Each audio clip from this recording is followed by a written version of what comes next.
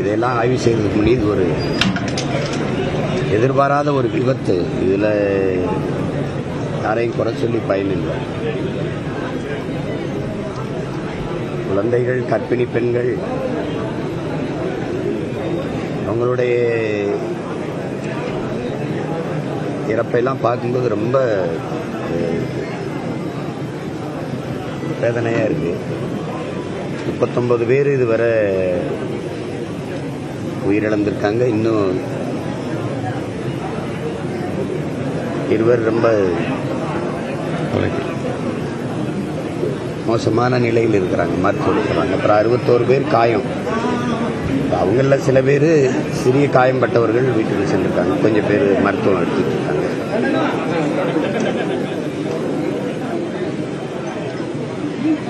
நடந்துச்சு. இனி இதெல்லாம் நம்ம எல்லாருக்கும் ஒரு படிப்பினை. இது போன்ற பெரும் துயரங்கள் நிகழாம நம்ம கவனமா இருக்கணும். அது என்ன சொல்லி இழந்தவர்களின் குடும்பத்துக்கு ஆறுதல் சொல்வதுன்னு தெரியல. மொத்தமாகவே இந்த நிகழ்ச்சி இந்த வேதனையான துயர நிகழ்வு எல்லாரையுமே அப்படியே அதிர்ச்சியில் உரைய வச்சிருச்சு. உலகெங்கும் இருக்கிற மக்களை, இதை பார்த்த மக்களை எல்லாரையுமே, யாருக்குமே என்ன சொல்றதுன்னு தெரியல. என்னடா அப்படி ஆயிடுச்சு அப்படிங்கிறது தான் எனக்கு. இழந்தவர்கள் இந்த துயரத்திலிருந்து கடந்து வரணும், வேற வழி இல்லை. காயம்பட்டவர்கள் விரைவில் குணமாகணும். மருத்துவர்கள் நம்பிக்கையாக சொல்றாங்க, நாங்கள் சரியாக கவனிச்சுட்டு இருக்கோம், குணமாயிடுவாங்க. அது ஒரு ஆறுதலாக இருக்கு நமக்கு அவங்க சொல்றது. பிள்ளைகளை இழந்திருக்கிற குடும்பத்தார் எல்லோருக்கும் என்னுடைய ஆறுதல். குறிப்பாக இந்த தமிழக வெற்றி கழகத்தினுடைய பிள்ளைகள், இந்த கட்சியில் இருக்கும் முதன்மை பொறுப்பாளர்கள், குறிப்பாக என்னுடைய தம்பி விஜய், எல்லாருக்குமே என்னுடைய ஆறுதலை நான் சொல்றேன். இது துயரம்தான். இதிலிருந்து நம்ம மீண்டு வரணும். அதுக்கு எல்லாம் நம்மளாமே தயார் செஞ்சுக்கணும். வருங்காலங்களில் இது போன்ற பேரிடர் நிகழாம நம்ம பார்த்துக்கணும். அது நம்ம எல்லாருடைய பொறுப்பு. ஊடகங்களும் நீங்களும் ரொம்ப அதுதான் செய்தி, அதுவே தான் செய்தின்னு நீங்க 24 மணி நேரமும் போடுறது என்ன ஆயிருதுன்னா, ஜல்லிக்கட்டு போராட்டத்தப்ப அதையே காட்டும் போது அங்க போறது ஒரு பெருமைக்குரியதாயிடும், ஒரு பர்சனாலிட்டி ஆக்கிட்டீங்க. அதனால அங்க கணக்கில்லாத கூட்டம். அது மாதிரி தொடர்ந்து காட்டிக்கிட்டே இருக்கும்போது அங்க போகணும் அப்படின்னு ஒரு ஆர்வம் ஒரு பெரிய, அதுவும் ஒரு செய்தி. அப்படிதான் நீங்க காட்டணும். நீங்க 24 மணி நேரம் காலையில இருந்து இரவு வரை அதையே காட்டி பண்ணும் போது அது அந்த இடத்துக்கு போகணுங்கிற ஒரு ஆர்வம் எல்லாருக்கும் வருது. சின்ன சின்ன பிள்ளைகள், 1ஆம் ஆண்டு 3ஆம் ஆண்டு படிக்கிற மாணவர்கள், தங்கைகள், 11 வயசு தம்பி, சின்ன பிள்ளைகள்லாம் போய் காயம்பட்டுதான். நண்பர்களோட பார்க்கணும்னு போறதுதான். அது போய் கூட்டத்தில் சிக்கி விழுந்தவங்க நெஞ்சில மிதிச்சுட்டாங்க, எந்திரிக்க முடியல, என்னால தூக்கி விடக்கூடாது இல்லை அப்படி அவங்க சொல்லும் போது நமக்கு ரொம்ப கஷ்டமா இருக்கு. எல்லாருமே சேர்ந்து இந்த தவறை செஞ்சிட்டோம். இனி வரும் காலங்களில் மிக கவனமா எல்லாருக்கும் அந்த பொறுப்பு இருக்கு. இப்போ அந்த இழப்பை இனி ஈடு செய்ய முடியாது. பணம் கொடுக்கலாம், நிதி கொடுக்கலாம், அது உயிரை திருப்பி பெற்றுத்தராது. அதனால இப்ப நமக்கு வேற என்ன இருக்குது சொல்லல, ஒண்ணு ஆறுதலா இருங்க, கவலைப்படாதீங்க, அதான் இருக்குது, வேற வார்த்தைகள் இல்லை. நம்ம அதை தான் பதிவு செய்ய விரும்புகிறேன். உயிரிழந்த நம்ம உறவுகளுக்கு எல்லாருக்கும் என்னுடைய இறுதி வணக்கத்தை, கண்ணீர் வணக்கத்தை நான் செலுத்துகிறேன். காயம்பட்டவர்கள் குணமாகணும் அப்படின்னு நான் வேண்டுறேன்.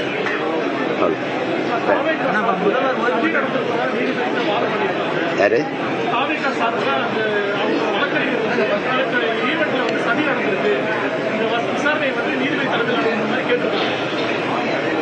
இல்லை, அதில் நம்ம போய் கருத்து சொல்ல முடியாது. அவங்க அது நீதிமன்றம் பார்த்துக்குருவாங்க. அவங்க என்ன வாதமோ அதுக்கு தகுந்த மாதிரி அவங்க ஒரு முடிவு எடுத்து சொல்லுவாங்க. இப்போ நம்ம போய் அதில் கருத்து சொல்ல முடியாது.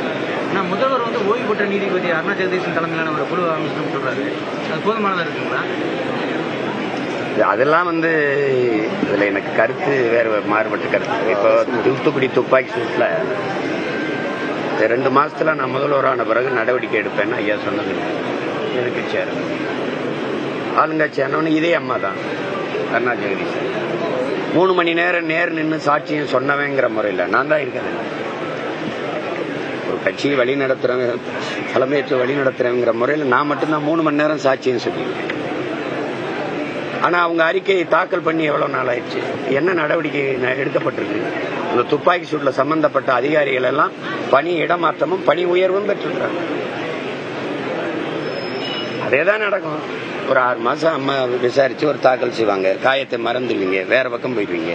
இந்த 2-3 மாசத்துல தேர்தல் தீவிரம் அடைஞ்சிருச்சுன்னா இதை யார் பேசுவா?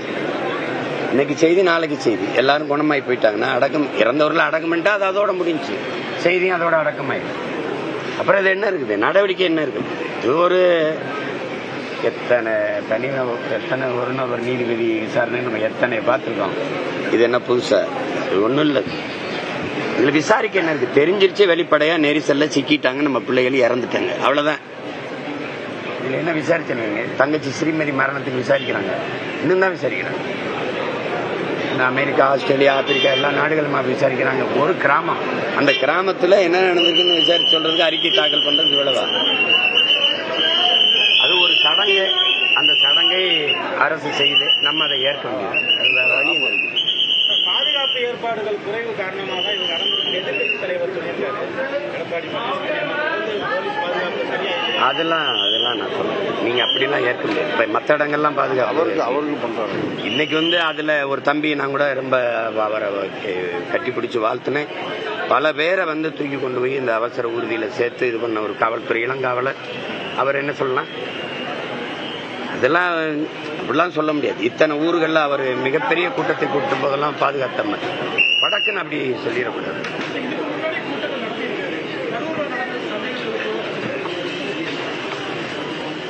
சந்தேகம் இருக்குன்னா அந்த சந்தேகத்தை இப்பதான் விசாரிக்கிறாங்கல்ல, தெரிய வந்துடும். நம்ம போய் எல்லாத்துக்கும் கருத்து சொல்லணும்னு சொல்லிட்டு கூடாது. எதுல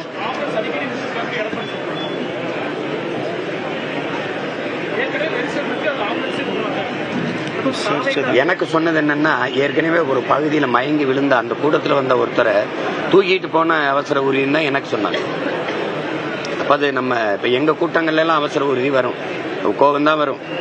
ஆனாலும் அதை ஒன்றும் பண்ண முடியாது. எங்க பிள்ளைய அழகா விலகி வெளிவிடுவாங்க. நமக்கு அது நடக்கிறது தான். ஆனாலும் அது எல்லாமே சும்மா விடுறாங்கன்னு சொல்ல முடியாது. ஒருவேளை உயிருக்கு ஆபத்தான நிலையில காயம்பட்டவர்கள் இருந்திருந்தா நம்ம ஒன்றும் பண்ண முடியாது.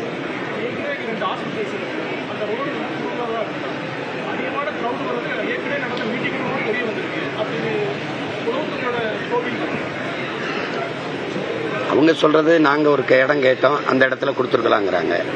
அது இப்ப பார்க்கும்போது கொடுத்துருக்கலாம்னு நமக்கு தோணுது. அவங்க என்ன கணக்கில் இந்த இடத்த தேர்வு பண்ணாங்கன்னு தெரியல.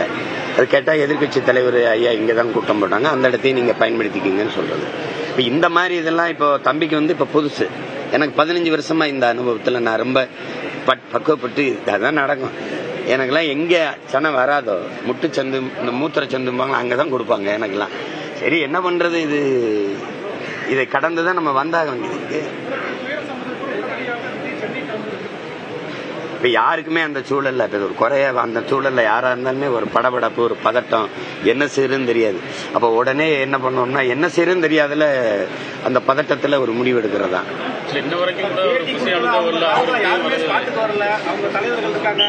அடுத்த கட்ட 2ஆம் கட்ட தலைவர் இருக்காங்க, அவங்களும் யாரும் இது வரைக்கும் நடந்தது எல்லாமே ஒரு திட்டமிட்ட சதி அப்படின்னு தாவேகவினர் நீதிமன்றத்தில் அந்த ஒரு முறையில் வச்சிருக்காங்க. அதை எப்படி பார்க்கணும்?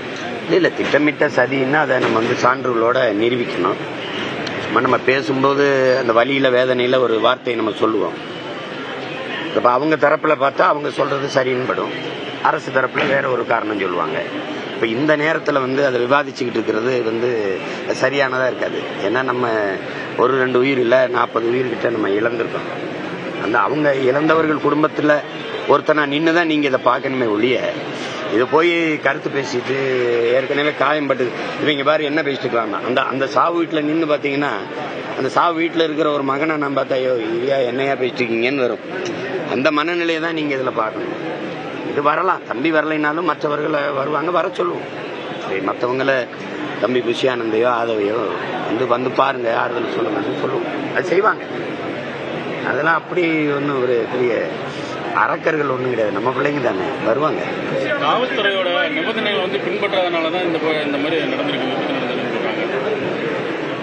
இப்போ காவல்துறை நாங்கள் சொன்ன விதிமுறைகளை பின்பற்றலை. அவங்க இதில் ஏதோ சதி இருக்கு. இது அல்ல. இப்போ இழப்பு தான். இறந்தவர்கள் தான். இப்போ அந்த துயரத்தில் நம்ம பங்கேற்று துயரத்தில் நிற்கிற அந்த குடும்பத்துக்கு நம்மளால முடிஞ்சா 2 வார்த்தை ஆறுதல் இல்லை அவங்களுக்கு, அதுதான் இப்போ தேவைப்படுது. இதை போய் பேசிட்டு இருக்க வேண்டியதில்லை. இப்போ நடந்துருச்சு, கேட்டிருந்தா அப்படின்னா கேட்கல, நடந்துருச்சு. இப்போ அதுக்கு போய் என்ன பண்ண முடியும்?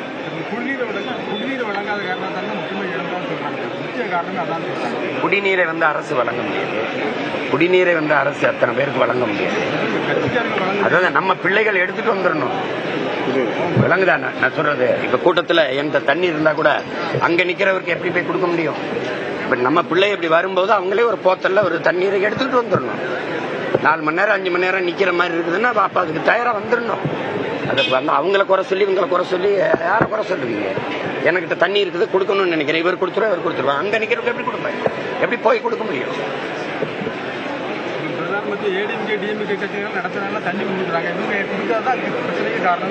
சரி, அது ஒரு பிரச்சனை. இப்ப இது ஒரு படிப்பனை ஆயிடுச்சுல. இனி வருங்காலங்கள்ல நம்ம பிள்ளைகளே தண்ணீரோட வந்துடணும். இல்லைன்னா தண்ணிக்கான இந்த வசதியை செய்யணும். அது ரொம்ப அடர்த்தியில அதிக கூட்டத்துக்குள்ள போய் இதை செய்ய முடியாது, யோசிக்க முடியாது. கையை நீட்டி கூட ஒருத்தருக்கு பக்கத்தில் கொடுக்க முடியாதுன்னா இதை பேசிட்டு இருக்க முடியாது. இப்போ அது நடந்துச்சு, இது நடந்துச்சு, இது ஆய்வு செய்யறதுக்கான நேரம் இல்லை. நடந்துச்சு, செத்துட்டோம். இப்ப அது பேசுறேன். இனி ரொம்ப கவனமா இருந்து கால் எடுத்து வைக்கணும். அதான் முக்கியமானது.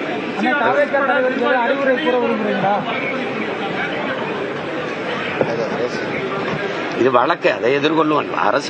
ஏதாவது ஒரு நடவடிக்கை எடுத்தானே தீரணும். அப்ப அதை எடுப்பாங்க. இப்ப நீங்க ஆந்திராவில் நான் கூட அதுக்கு கடுமையான கண்டிச்சு அறிக்கை விட்டேன். தம்பி அல்லு அர்ஜுனா நடிச்ச படம் புஷ்பா 2 திரையரங்குல போய் படம் பார்த்தவங்க சிக்கி இறந்துட்டாங்க. அதுக்கு இவர் பொறுப்பு இல்லை. ஆனா இவரை கைது பண்ணி சிறையில் வச்சாங்க. அப்ப நான் கேட்டேன், அவர் பொறுப்பு இல்லை, அவங்க படம் பார்க்க போய் நெரிசல்ல சிக்கிட்டாங்க. அது மாதிரிதான் பார்க்கணும். இப்ப இது ஒரு வழக்கு, அதை எதிர்கொள்ளணும். நம்ம எதிர்கொண்டு போய் இதுல எந்த தொடர்பும் இல்லை. இது எங்களுக்கு இப்ப நம்ம வழக்கு புனையப்பட்டவங்க எல்லாம் அவங்களா இந்த விபத்தை திட்டமிட்டு ஏற்படுத்தினாங்க. அப்படி பார்க்க முடியாது இல்ல, அப்படி பார்க்க முடியாது.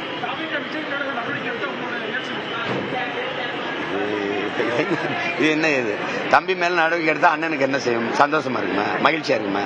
வருத்தமா தான் இருக்கும். இது என்ன ஒரு கேள்வி கேட்குறீங்க? அவனுக்கு இது புது வழக்கு. எனக்கு 260 வழக்கு இருக்கு என் மேல. நான் ஏறாத நீதிமன்ற படிக்கட்டுகள் கிடையாது. எனக்கு இது புதுசுல வழக்கு. அது இல்லைன்னா விடியாது கிழக்குன்னு போவேன், சிறை அதை நிறைன்னு போவோம், கடை அதை உடைன்னு போவோம். எங்களை பயிற்றுவித்த தலைமை அப்படி. உங்களுக்கு புரியுதுன்னு நினைக்கிறேன். தயவு செய்து என்னை கைது பண்ணுங்கன்னா நான் கெஞ்சிருக்கேன்.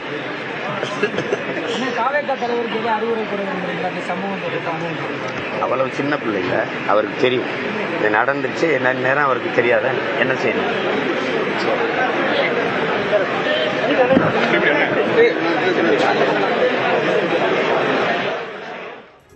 கரூர் பெருந்துயரில் கூட்ட நெரிசலில் சிக்கி 39 பேர் உயிரிழந்த நிலையில் உயிரிழந்தவர்களின் குடும்பங்களையும் மருத்துவமனையில் சிகிச்சை பெற்று வருபவர்களையும் சந்தித்து நாம் தமிழர் கட்சியின் தலைமை ஒருங்கிணைப்பாளர் சீமான் ஆறுதல் கூறி செய்தியாளர்களை சந்தித்திருக்கிறார். இது தொடர்பான விவரங்களையும் இது குறித்த சிறப்பு நேரலையும் நாம் ஒரு சிறிய இடைவேளைக்கு பிறகு தொடரலாம்.